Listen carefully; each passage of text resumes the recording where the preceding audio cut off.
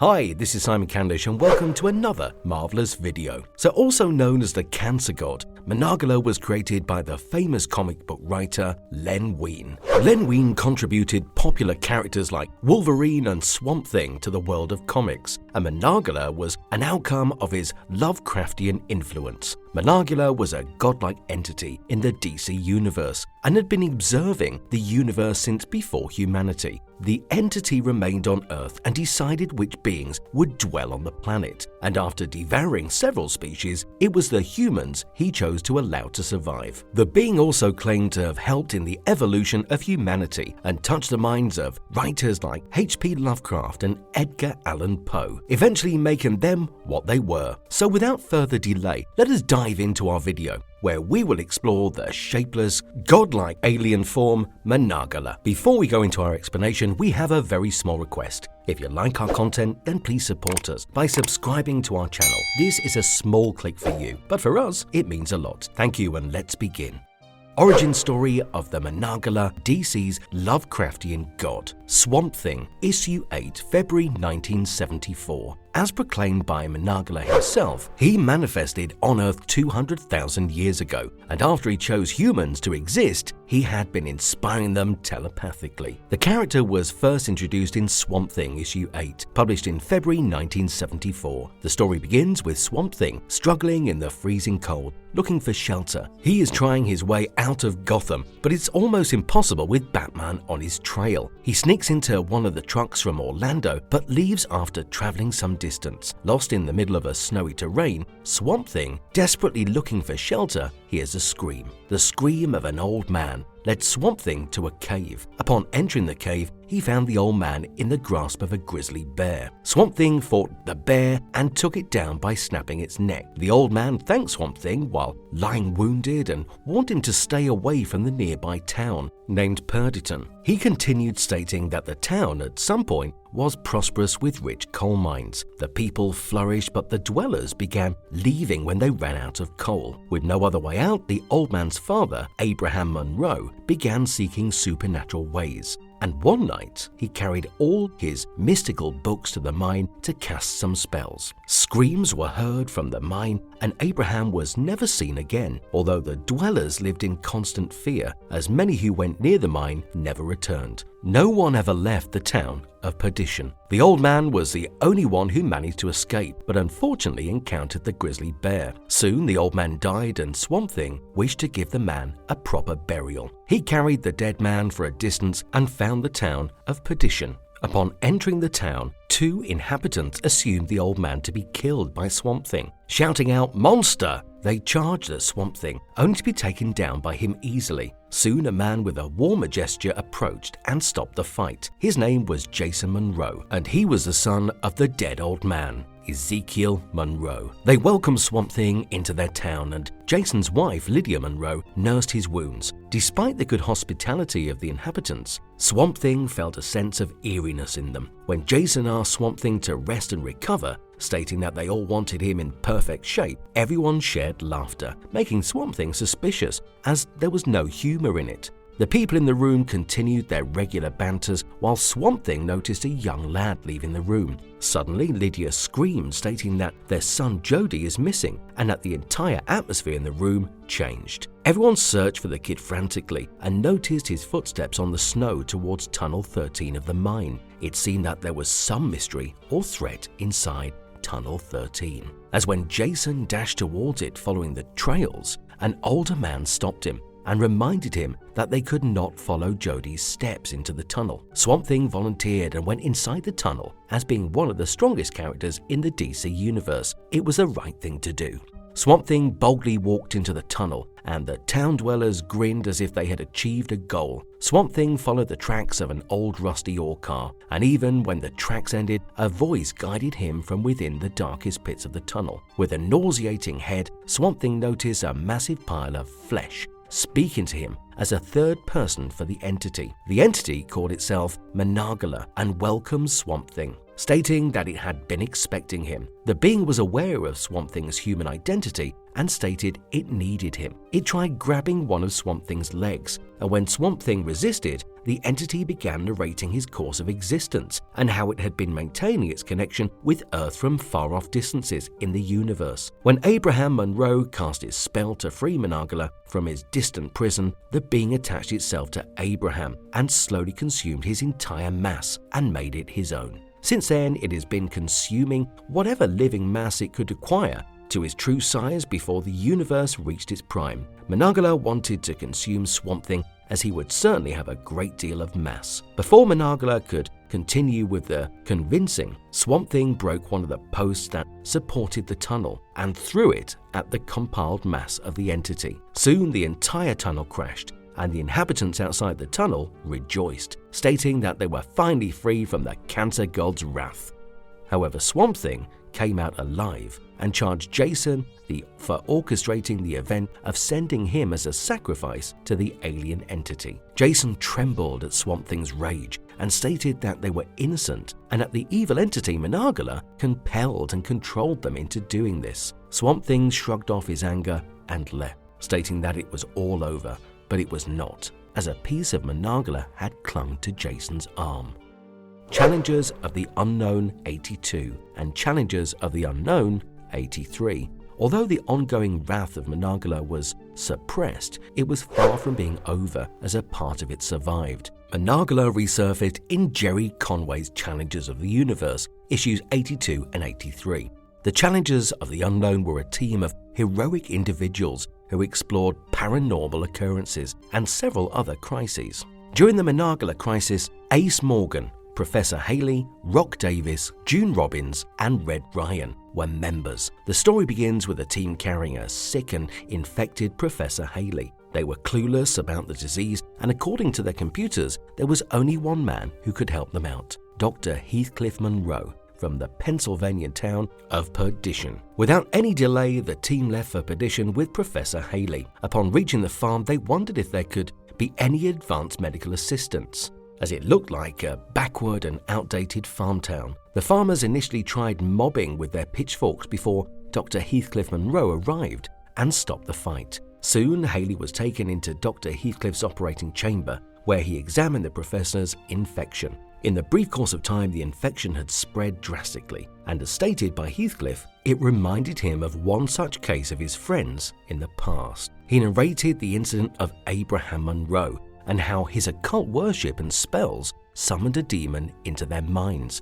After explaining the events that led to Swamp Thing facing the demon and how the tunnel and mine collapsed with the demon in it, Dr. Heathcliff stated that he needed a medical instrument to cure Professor Haley, which was available in the dictatorship of Boratavia. Without wasting any time, Red Ryan and Ace Morgan left for the instrument while Rocky and June stayed with the professor. In a dark cave, a man is held captured by a few men and their leader. Confused and scared, the man kept asking why had they held him captive, as his sole purpose for visiting the town was to sell them tractors. The leader, who is yet to be shown, strikes a man with a metal object, making him unconscious and stating that he has been chosen to serve the Dark One. Meanwhile, Rocky and June are inside Dr. Heathcliff's library, and they notice his collection of books written on supernatural and occult forces.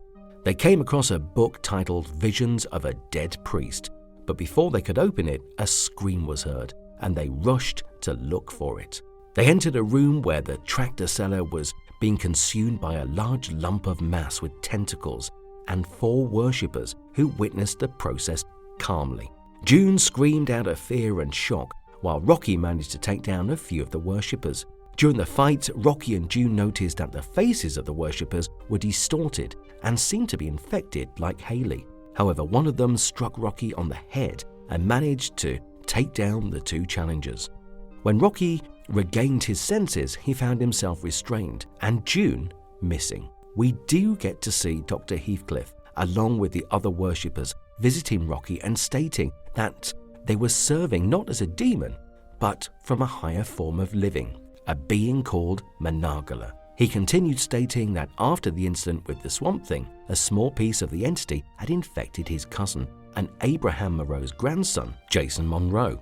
Believing it to be a fungal infection, Dr. Heathcliff tried curing him. He observed Jason for days and realized that the fungal infection was not ordinary. Soon he began hearing a voice inside him, calming him down and making him believe that whatever was happening to Jason was for the collective good, as the being, Menagala, needed a host body to survive. Menagala and Dr. Heathcliff have been spreading the infection in the town, and Professor Haley probably acquired the infection from Jason. He added that June was being prepared for sacrifice and left Rocky in the cave. Despite being wary after the fight, Rocky used all his strength to free himself from the bondage and left the cave searching for June. Soon the other two challengers who had been to the dictatorship of Bortovia returned with the instrument and met Rocky, who explains what was happening in the town. They reached the church, and after opening its door they found June being fed to Menagala, but could not do much as she was actually in the grasp of Dr. Heathcliff, who dictated them to do exactly what he said,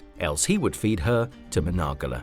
The three did not heed Heathcliff's warning and attacked the worshippers and the being, only to be taken down and held captive. Meanwhile, Gaylord Claiborne, considered a wannabe challenger, has been thinking of ways to help the challengers and prove his worth to them. He browsed through their computer at the Challenger Mountain and learnt how Swamp Thing had once defeated the source of such an infection. He quickly left searching for Swamp Thing and reached Dr. Alec Holland at a small university in Quinn, Oregon, for help. The sun is down at Perdition, and the worshippers are gathered around the restrained challengers. They have not been sacrificed yet, and Dr. Heathcliff wanted to make a bargain in exchange for their lives. He wanted two challengers to take the book Visions of a Dead Priest and do exactly what has been mentioned in Chapter 13. June and Ace had been held captive, during which Heathcliff gave a glimpse of Menagala's presence before humanity. He narrated that millions of years ago, Earth was the cosmic pathway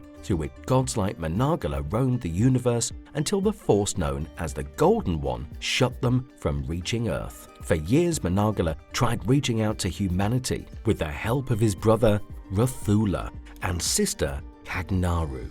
Menagala had touched the minds of various humans and enlightened them of the evil and darkness that once prevailed in his presence. Heathcliff added that Menagala had also touched the mind of one of his ancestors, Malcolm Monroe, and when Abraham Monroe cast his spell, Menagala was finally free. While the two challengers began following instructions, Claiborne arrived with Alec Holland, aka the Swamp Thing. They found Professor Haley in a grotesque state, with the infection widely spreading across his entire body. Claiborne got scared and gave us all hope of getting the professor back, but the professor informed them that it was curable and all they needed was the sound energy capable of curbing fungal growth. Meanwhile, Rocky had arranged everything mentioned in the book and began preparing for the ritual. He completed it, and Menagala could be seen arriving in its full form. Claiborne, with infected Hallie, used a frequency sound which drove the infected citizens of the town crazy, while Alec Holland transformed into the Swamp Thing and fought Menagala. The other challengers fought the entity as well. After a long fight, Ace threw one of their ship's fuel pods at the growing mass of Menagala and shot it. A massive explosion occurred, and once again, Menagala was defeated. The all-new Atom, Issue 3 and Issue 4. Although not much is known about what happened to Menagala after the explosion set by the challengers, the being again resurfaced in 2006's The All-New Atom, Issue 3 and 4, created by Gail Simone and John Byrne. Menagala somehow managed to leave Perdition and reach the sewers of Ivytown, as is encountered by Ryan Choi, aka the Atom. The size and appearance of Menagala suggests that he had been growing all this while. It narrates his cosmic origin and purpose of existence to Atom, only to convince him to merge with its essence. Thus, we get to know how it had devoured several other beings that inhabited planet Earth before humanity. Despite all its efforts, Atom denied merging with the entity, and before they could continue further with their discussion, the agents of the Waiting arrived at the sewers and attacked Ryan, who has quickly shrunk his size and escaped with a miniature particle drive that he found in one of the cracked shells. The next day, Ryan and Panda Potter visited Dr. Hellman Kettering in his basement with the particle drive.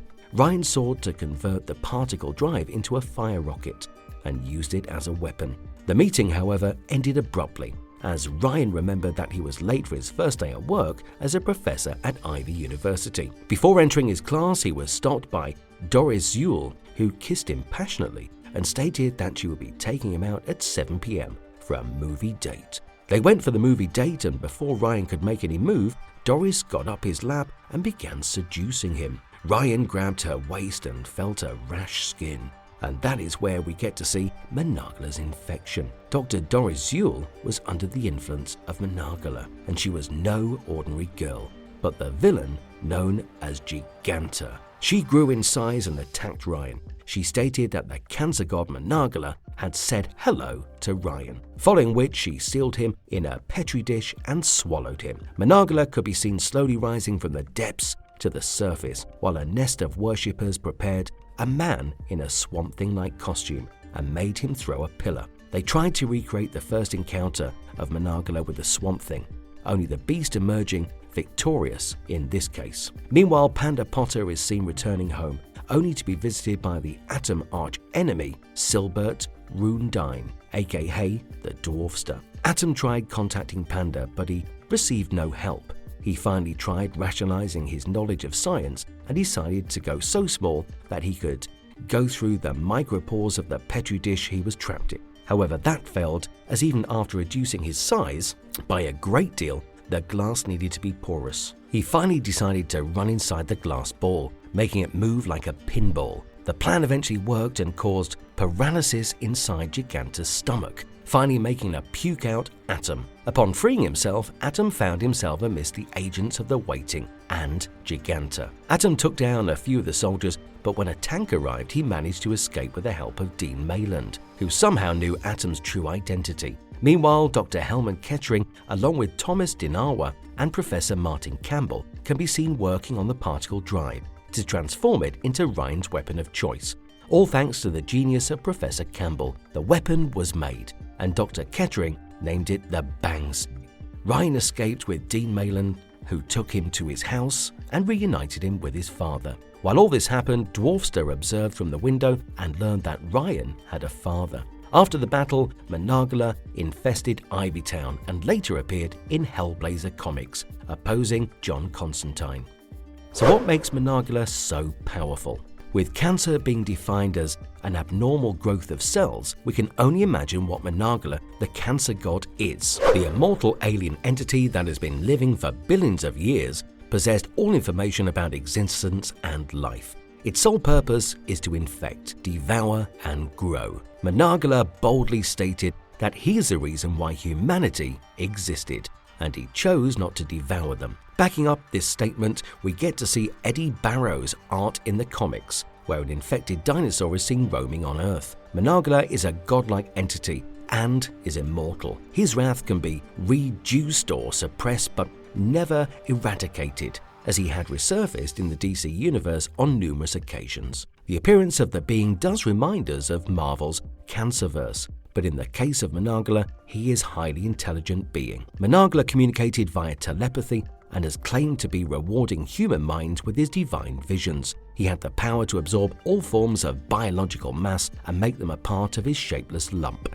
Once infected by Menagla, the victims became mentally enslaved to his cause and goals.